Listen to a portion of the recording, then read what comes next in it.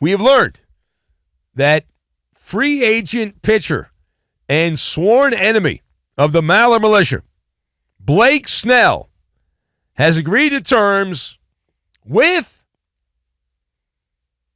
the Dodgers. Oy vey. Yes, the left-handed pitcher Blake Snell leaving the Gigantes, saying bye-bye to the Bay Area, and he has agreed to a contract with the Boys in Blue, gets a 5-year contract for $182 million. The deal does not have any of those pesky little opt-out clauses, so he's going to be with the Dodgers for 5 years, probably most of that injured, and there's some deferred money because that's what the Dodgers do with all these contracts. They defer some of the money, but the signing bonus, $52 million. It's a pretty nice way to end the year 2024 with a $52 million signing bonus. It also has a limited no-trade clause, and that is the deal. So Blake Snell, multiple Cy Young winner, and he is going to the Dodgers. So let us discuss the question for the esteemed panel, which you are part of. What is your immediate knee-jerk reaction to Blake Snell being headed to the Doyers? So I've got Five and Dime, Bug, and Mason Jar. And we will combine all of these things together, and we are going to leave pickles off your burger. No pickles on the burger. This is a pickle-free zone, is what it is. Pickle-free. All right, so now to lead off here, my initial reaction, are the Dodgers tangibly better with Blake Snell on their team? Well, of course, right? That doesn't mean I like the move. I don't like the move. It leaves a foul taste in my mouth. I want to puke in my mouth thinking that Blake Snell is going to be starting for the Dodgers. Now, the news, I'm looking at it this way. He'll be all right for a while, but the chances are pretty high that this is going to end up with Blake Snell being hurt and malingering over the course of this 5-year contract. And there is this giant blot on the resume of Blake Snell. Now, the real ones know. Blake Snell is the epitome of the modern ball player. And this is something that we have fought on this show over the years. But I just don't like the mindset that Blake Snell has. And it bothers me, that type of ball player. I like players that have perseverance, that want to do go above and beyond the call of duty. Blake Snell is like, it's like he's working at the DMV and he's just doing the bare minimum, right? He's a five and dime guy, or in this case, a five and done guy, 5 innings, and that's it. And we've obviously had a past year. If you've been with the show for a long time, we went to war, the Maller militia, with Snell-Zilla back in the day. During the COVID pandemic, we were doing shows every night, and we were talking about when baseball was going to come back because they'd shut baseball down. And during that, Blake Snell had a conniption fit that was saved for posterity's sake on was playing video games on Twitch. And it was wonderful because we had nothing else going on. So we did the entire night about Blake Snell and his famous quote, "I'm not playing unless I get mine." And, "Bro, I'm risking my life, bro." I mean, 2 of the classic sound bites in the history of the show. Now, fortunately, we can report that no Major League Baseball players died during the COVID pandemic from playing baseball during the COVID pandemic.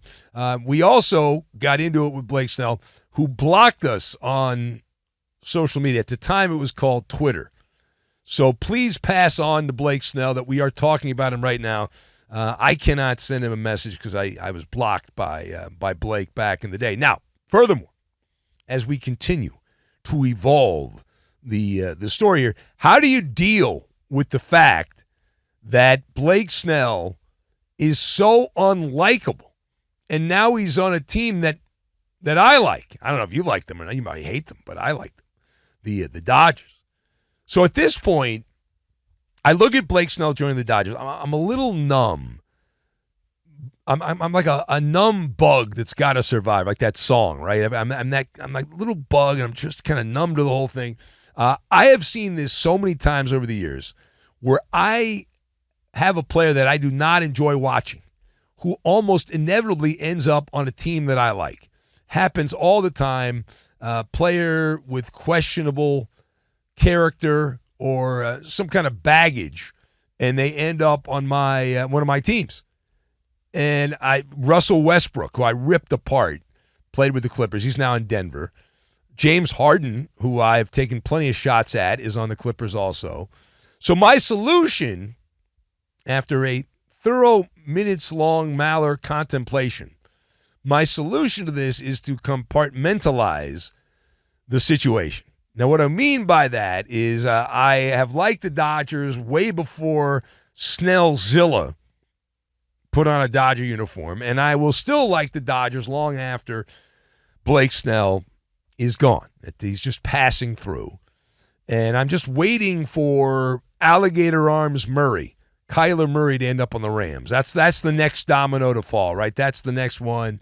Come hell or high water, that's going to happen. Now, by the way, Blake Snell, I want to stress this, is not by any means a lock to succeed in Los Angeles. In fact, far from it.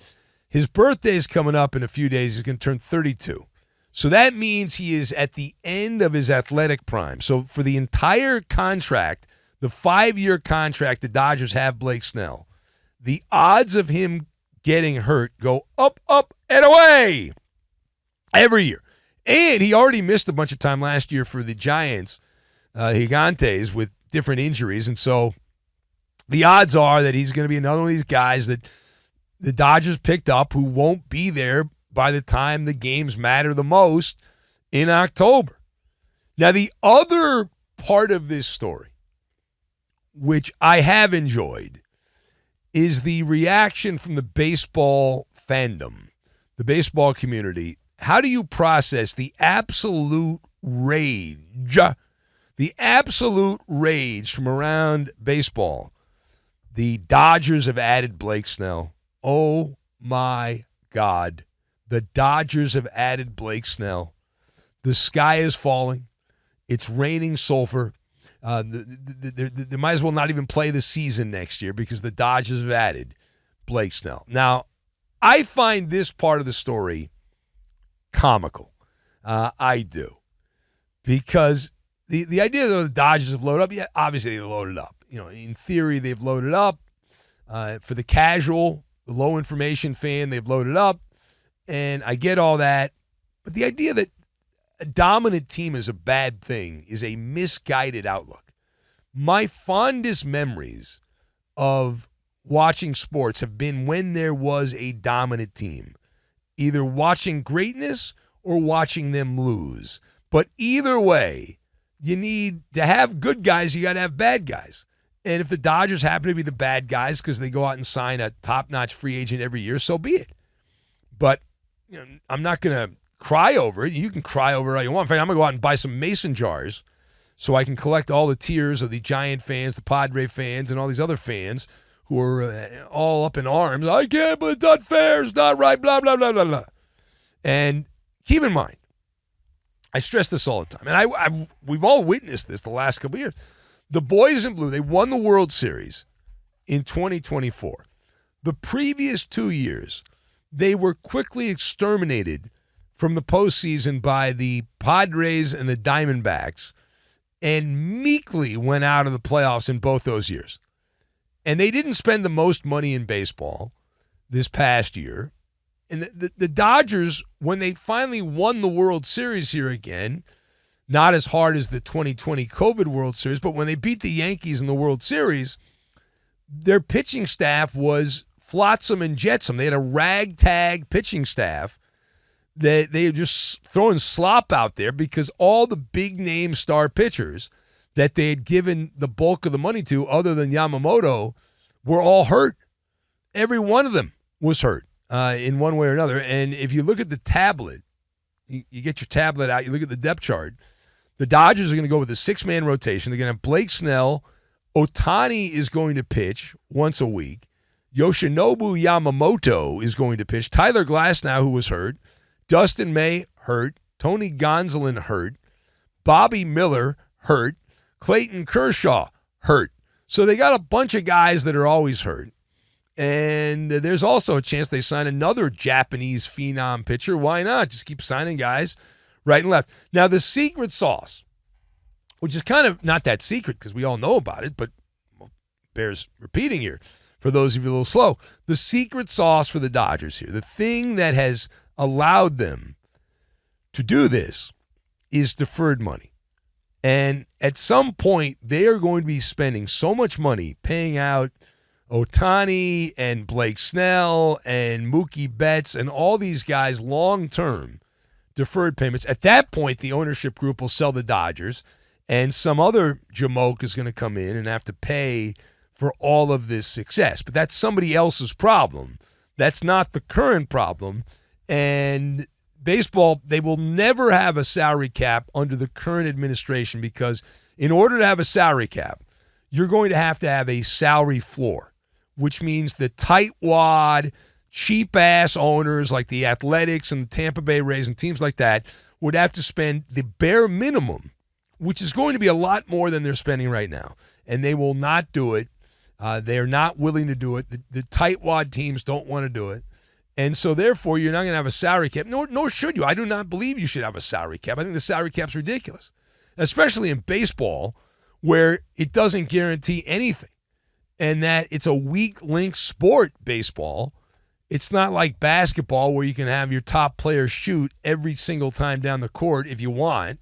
In baseball, as we saw, look at the playoffs here, National League Championship Series.